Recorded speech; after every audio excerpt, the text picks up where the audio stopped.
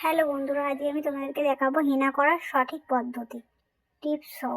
চলো দেখতে থাকো, পুরো ভিডিওটা দেখো।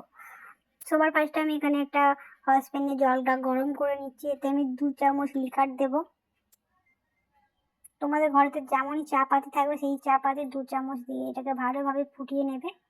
আমি এখানে মৌরির ব্ল্যাক হেনাটা করছি। তোমরা তোমাদের পছন্দ মতো হেনা করতে পারো। এটা 28 টাকা নিয়েছিল, 28 টাকা না 25 টাকা নিয়েছিল, ঠিক মনে পড়ছে না, অনেকদিন ছিল। আমি লিকারটা কাপের মধ্যে ঢেলে নিলাম।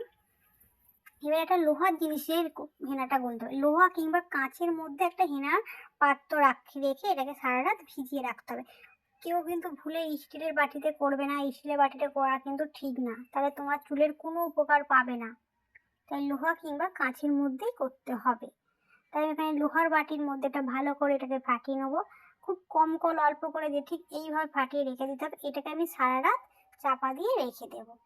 চলো সারা রাত এটাকে চাপা দিয়ে ঠিক এইভাবেই রাখতে হবে। সারা রাত এটাকে আমি চাপা দিয়ে রেখে দেবো। পরের দিন সকালবেলা কি হলো দেখো। পরের দিন সকালবেলা ঠিক এইভাবে কালারটা এসেছে, তোমরা দেখতেই পাচ্ছ। এবার আমি এর মধ্যে একটা ডিম দিয়ে দেবো। আর তোমরা টক দই চাইলে টক দইও দিতে পারো, কিন্তু আমার হাতের কাছে টক দই ছিল না, তাই আমি একটু লেবু দিলাম। এবার এটাকে আমি ভালোভাবে ফাটিয়ে নেব। দেখো কি সুন্দরভাবে আমি এটাকে ফাটিয়ে নিচ্ছি।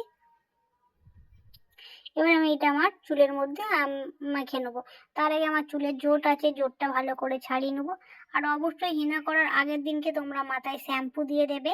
শ্যাম্পু না দিলে হেনাটা সঠিকভাবে হবে না, মাথার মধ্যে লাগবে না, চুলের কোনো উপকার তোমরা পাবে না যদি আগের দিন তোমরা শ্যাম্পু না দিয়ে থাকো। এটা আমি দেখো ভালো করে চুলটাকে আজড়ে নিয়ে মধ্যেখানে শীতে কেটে নিচ্ছি, কারণ আমি একাই মাখবো।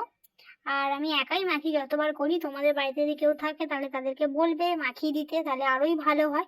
কিন্তু আমি একাই পারি। যদি আমার মতো করে তোমরা মাখতে চাও তাহলে তোমরা একাই মাখতে পারবে। দেখো এবার আমি মেখে নিচ্ছি, আমি হাতে করেই মাখছি। আর এখানে চিকচিকি করার কোনো দরকার নেই, কেন হাতে কালো দাগ হয় না। জামাতে পরলে যার জামাটা দাগ হয়, কিন্তু হাত এখানে কোনো দাগ হয় না।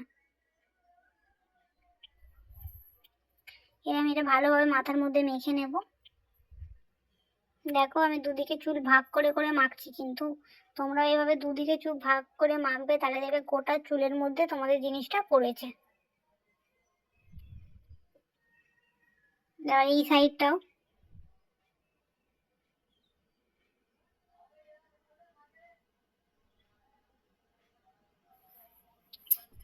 এইভাবে ভালোভাবে আমি মেখে নিচ্ছি।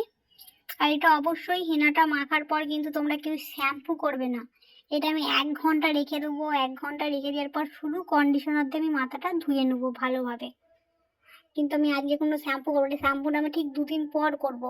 কারণ যারা ডাইরেক্ট শ্যাম্পু করে ফেলে না, তাদের কিন্তু কোনো কাজ হলো না। যেই জিনিসটা আমি মাথায় লাগালাম 1 ঘন্টা পর যদি আমি শ্যাম্পু করে ফেলি, সেটা কি কোনো কাজে লাগবে না। তাই অবশ্যই শ্যাম্পু করবে না। এটা আমার চুলটা শুকনো হয়ে গেছে। চলো আমি চানটা করে নিয়েছি। দেখো চুলটা আমি গুটিয়ে রেখেছি। এবার তোমরা আমার চুলের পুরো জিনিসটাই দেখো কত সুন্দর হয়েছে আমার চুলটা। দেখো তখন চুলটা ভিজে ছিল, তাই দেখতেই পাচ্ছ তোমরা আমার চুলটা কতটা সুন্দর, এমনকি কালো পর্যন্ত হয়েছে। আমার চুলটা খুব কোটে